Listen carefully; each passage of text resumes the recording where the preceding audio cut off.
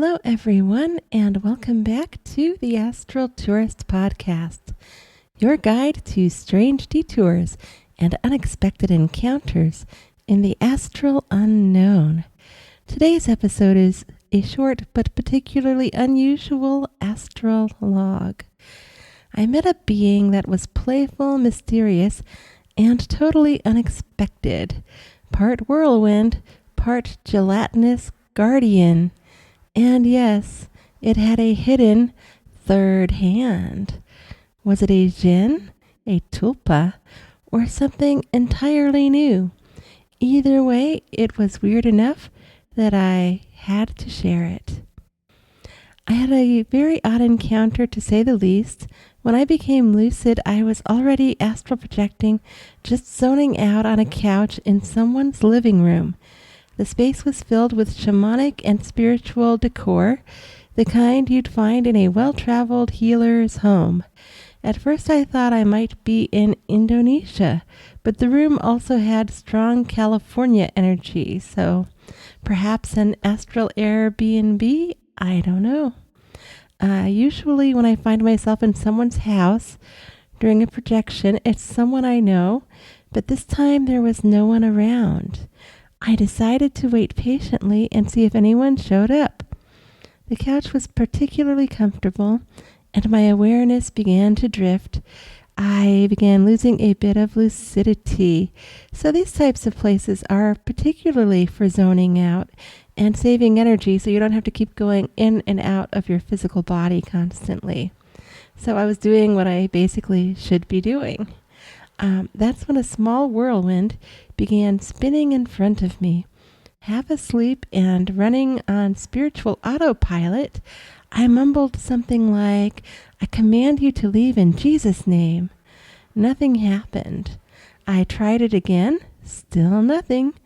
So I snapped myself fully lucid and stood my energetic ground, telling it I was under full protection, including divine backup, which included Buddhist backup.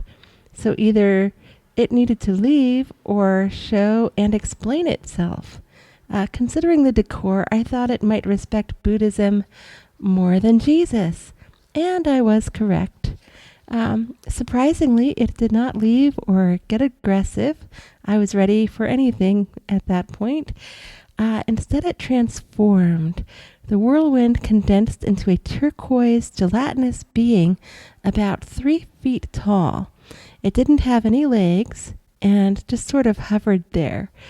Short arms poked out the front, and within the top of its translucent body, an image began to appear, a misty moving face of an older man with white hair. This is easily one of the strangest beings I have ever seen. Oh my gosh. So weird. It floated closer and calmly introduced itself as a protective trickster household being. I instantly relaxed. That combo of words was oddly reassuring, like someone saying, "Yeah, I'm weird, but I'm on your side." To prove its good intentions, it even offered to show me one of its tricks. I agreed because obviously I was very much intrigued. It floated in for a hug, and as I wrapped my arms around it, I suddenly felt a third hand patting mine from behind. That surprised me. I asked what it was doing, was this part of the trick or what? And it just gave me another gentle pat with the third hand, like, "Don't worry, I got you." It then pulled back and gave me a warm, almost kind of a smug smile, like, "I surprised you." I smiled back, genuinely baffled and amused at the same time. Was this a fairy having some fun? A created being? A Djinn with a sense of humor? At that point, the woman who lived in the house returned. I didn't recognize her, but she felt familiar and clearly knew me. I told her about the being hanging out in her living room. She couldn't see it, but she wasn't surprised either. So I asked if it could be tied to any object or protective charm she had created. She thought it might be linked to one of two objects in her home, but instead of showing me the objects, she floated over and began demonstrating something with her hands. She called it the Tipsy Turvy Palm Charm, or something like that. Now remember, our minds are always translating what we're seeing in the astral there. So there was translation involved. I don't think this woman spoke English, and I didn't speak whatever language she spoke, and then add astral stuff on top of that. And that's what my mind translated it to, the Tipsy Turvy Palm Charm. She traced her fingers along the top of my right hand, then guided me to extend my right forefinger downward, like towards the floor, facing the floor. Then she had me point out my left pinky finger, flip my left palm upward towards the ceiling, and then rest that pinky finger upside down on top of the right hand finger. So, 2 palms down, that equals 2 hands. And then the flipped palm is the third palm, and that's representing 3 palms, even though we're still using the left hand in the mix there. So we have both pointing down at first, and then we flip the left hand, and the palm becomes like the third hand. According to her, that third palm represents the tricky hand, a spiritual hand hidden in the mix. She then pointed out lines on that flipped palm, explaining that it's where secret intentions can be embedded, placed, or hidden. And then she smiled at me, and without speaking telepath, you'll understand. And weirdly enough, I sort of did. I've seen this type of thing before, but not very often. I'm not really well versed in palm charms like this. So I did some research and found this pretty intriguing.